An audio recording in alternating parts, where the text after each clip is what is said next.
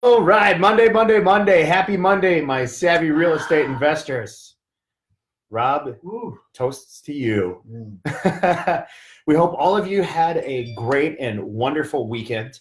Hopefully, you spent some time with your family and it was productive, moving one step closer to financial freedom in your real estate investing journey. So this week we have it's a good week. It's Spring break, man. yeah, spring break. Depending on where you are, it's Yeah. spring break, so it's always a good time. So if you're a parent, you get to chase your kids around all day long, or you have someone to sit in the car while you drive for dollars. So, yeah, or someone to pack envelopes. So I mean, there's always positives and negatives. Work them. Absolutely. So this past week, we talked a lot about list generation, and we got a lot of questions from people, and they were wondering about, like, well, how do you identify how do you figure out what lists What are you to looking get? for on those lists? What are you looking for on those lists? And so, Good questions. yeah. And so what we're going to do this week is we're going to go over the 5 areas of distressed sellers. So there are the 4 Ds.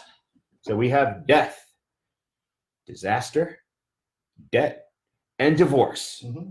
And then the final piece being age. So this week, every single day, Monday through Friday, we are going to cover one area specifically about these 5 categories of distressed sellers. So today, the area that we are going to cover is death. Death.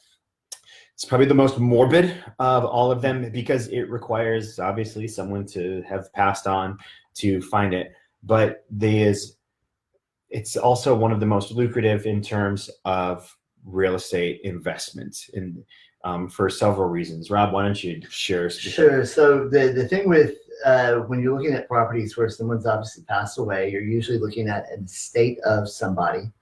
That is the just pardon the pun, the dead giveaway of that there is now no one in that house, or the previous owner is no longer there.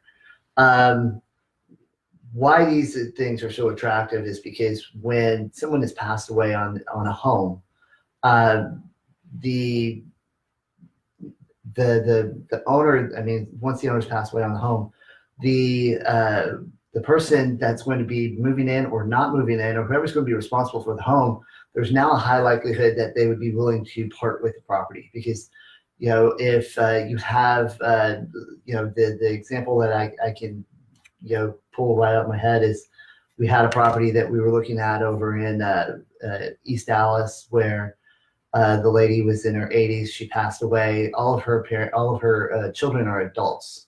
They all have their own homes, and so none of them are planning on moving into this home. It's just memories you don't want. Right. That's the other big thing is that, there's a lot of personal memories in the house. There's a lot of family memories in the house, and so at a certain point in time, since no one else is going to occupy it, they don't want it to just sit there.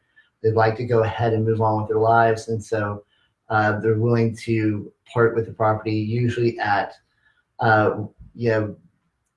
lesser than market value, because the property usually has not been updated. It's not been upkept necessarily. Because it normally hits that second piece that we're going to cover on later, but it meets that age criteria. It's generally when a loved one passes on, it's a grandparent, someone coming from a generation that they have lived in the house for, could be decades, 30 years, 30, 40 years. And a lot of times they don't make any major upgrades or repairs. So to get full retail value for the home is going to require updates. Yeah, a sizable financial expenditure. To spend a lot of money to just kind of update the home. And what happens is that, if it's a house that you're not going to be living in, or your child's not going to be living in, and the time and expense to update the home it's generally not worth it. And so the families are looking to go ahead and part with the properties. So where do you find these lists? Well, where you can find these lists are a couple different places. One is that if you're already getting the delinquent tax rolls,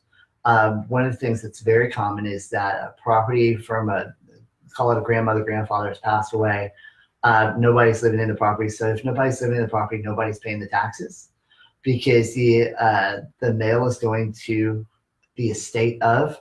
Well, the estate of is at that home, and if no one's alive there, then the mail kind of just sits in limbo, and so the taxes don't get paid. And so you can look on the tax rolls and see estate of, And at that point, you've got some research to do. You can also pull a probate list. What that is simply going down to your probate court and just asking for the last 3 to 4 months of disposed. And that's really the key term you're looking for.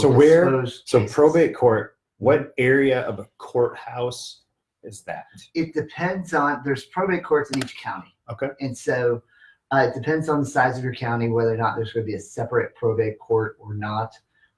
Some of your smaller to middle level sized counties are going to have everything all in one. So you just go to courthouse and you ask about probate. Your larger county is going to have specific probate courts that they will guide you to. And so I can't tell you like, hey, there's always going to be probate court 2 over here or there. But the larger your county, the more likely that they're going to have specific probate courts just for that. And they have usually their own searches. And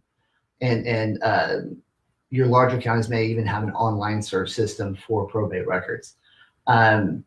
The other thing to do is that if you have the delinquent rolls or you have the tax rolls and you look up just by estates, one of the other things to do, and I mean takes a little more effort, is just cross-reference the obituaries from the town that you're in or where the property's in against the name of the person who it's the estate of. And what that will do is that will give you a list of names of people who ideally are their heirs, their children. Because you're going to have to track the heirs down, because what happens is when someone passes away, unless they directly will the property to someone, and a lot of people don't have a living will and testament, so it just goes on to the next of kin, and the next of kin is generally multiple children. And so that's going to require you to get consent from every heir of the property, which sometimes lends itself. And see, guys, it's already starting. You know, it's Money Monday, and we've already got deals coming through the pipe.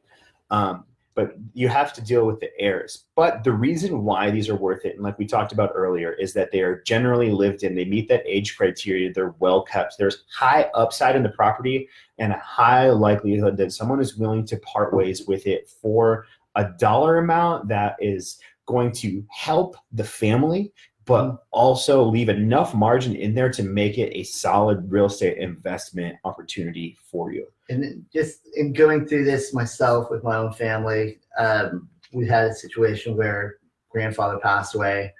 You know, the home, selling the home for maximum value is just not relevant. I mean, what you're really trying to do in that situation is settle up the estate, and selling up the estate, it's give a good fair number. Mm-hmm. It does not have to be market value. It does not have to be, you know, this is a situation when convenience and speed and politeness are huge things that will absolutely get you a deal. Cool. So, all right, guys. So that concludes day 1 of the 5 days of distressed sellers. So death, again, not an easy topic to deal with.